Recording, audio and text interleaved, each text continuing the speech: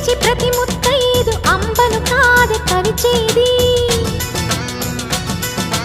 తన మదిలోని కలకలనన్ని అమ్మలకేగ తెలిపేది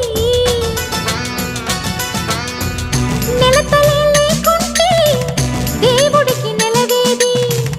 భక్తులే రాకుంటే గుడికి ఇక వెలుగేది దయతోటి కుంకుమ పూలు